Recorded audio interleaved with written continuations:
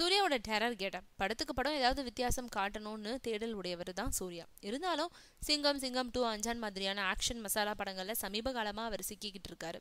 இந்த நிலையில அஞ்சான் அதிர்ச்சி தோல்விக்கு அப்புறம் வெங்கட் பிரபு இயக்கும் மாஸ் படத்துல நடிச்சிட்டு இருக்காரு சூர்யா.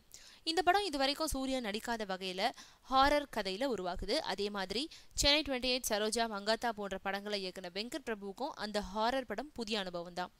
இவரையும் பிரியாணி கவிழ்த்திட்டதுனால இந்த முறை ஹிட் கொடுத்தாக வேண்டிய கட்டாயத்துல இருக்காரு. அதனால முன்னாடி மாதிரி ஓவர் பில்டப் கொடுக்காம சத்தமே இல்லாம இந்த படத்தை இயக்கிட்டு இருக்காரு. முக்கியமா ஐ படத்துல விக்ரமோட கெட்டப்ப பார்த்து அசந்து போன நடிகர்கள்ல ஒருத்தரான சூர்யா இனிமே படத்துக்கு படம் ஏதாவது புதுமையான கெட்டப்ல நடிக்கணும்ன்ற ஆர்வத்துல இருக்காரு.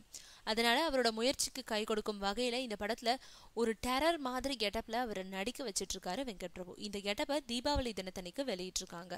அந்த கெட்டப் சேது, பிதாமகன் படங்கள்ல பார்த்த விக்ரம மாதிரி ஒரு டெரர் கெட்டப்ல காட்சி கொடுக்கிறாரு சூர்யா.